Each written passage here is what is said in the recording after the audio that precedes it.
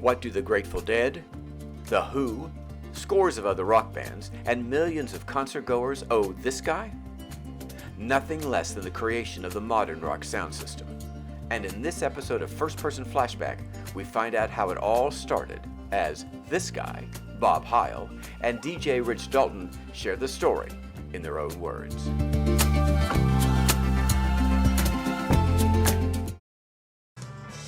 There's a man named Bob Heil, and he's from the area, Marissa, Illinois, and you've heard the expression, he wrote the book on concert sound. Well, he did. He wrote the book. It'd be hard put to find a guy that traveled with a group and run concert sound that hadn't read his book. We had lots of people coming to Marissa to find this little freak that had a soldering iron. He's just a techno nerd. He was a ham radio guy. He played the organ at Fox Theater. And meanwhile, he was always experimenting with sound amplification and amplifiers and speakers. The Grateful Dead got busted down in New Orleans. They wrote a song about it, trucking. They got busted and the FBI or the government seized their equipment. They had a concert upcoming in St. Louis at the Fox. So they called ahead and said, well, we're coming up, but we don't have a PA system. And they came onto the Fox Theater, but the PA didn't. That's how it started. We took this stuff to the Fox, and it was super. Right out of there that night, we headed out on that tour because they had no PA. But as it turned out, it was very good. And then the friendship started with Jerry. They would come to Marissa. He was there several times, and he loved to come to Marissa. Most of the artists did because it was away from all of the cameras and the people. And people in Marissa, 2,500 people there, they knew there was somebody that didn't exactly know who they were. That was that kind of a deal. He went on tour with the Grateful Dead. He went on tour with The Who and a lot of other people. I couldn't get enough of that soldering iron and building and doing and shaping things for them. I really didn't get into their personal social life. So, I've never tasted beer or smoked a cigarette. Like, wait a minute. So what are you doing running around with those guys? Because, like Pete Townsend said to me one time, that's okay, leave him alone. Guy's got his soldering iron, makes us sound good, and oh yeah, he can drive the truck.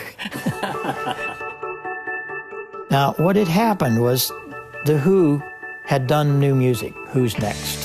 They hadn't been over here in some years, and in those years, the sound systems went from these little bitty speakers to this. And they came here with just some little column speakers, and it wasn't very good. And of course, the media, the audiences were not good in the first couple of shows because they couldn't hear them.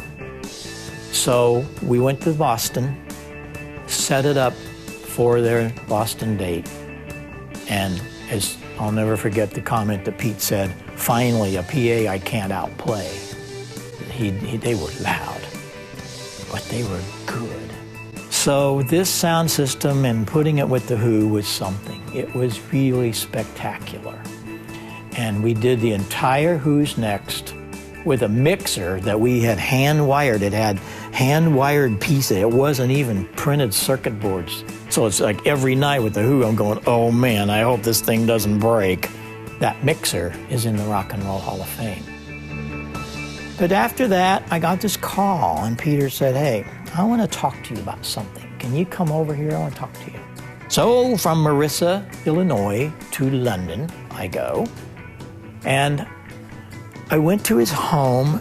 The second story was all of his wonderful studio, just unbelievable.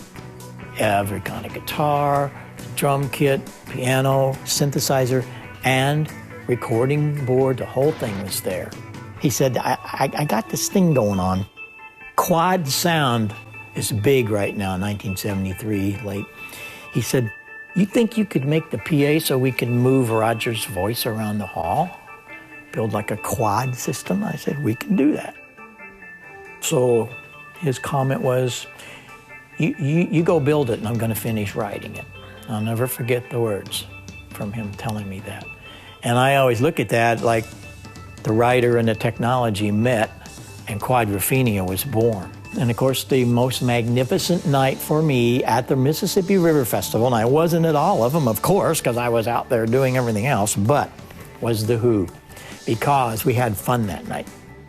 We were on tour with The Who with our big system, but we also had this system at the Riverfest, so we just brought them both in there. The sound was unbelievable if you were there.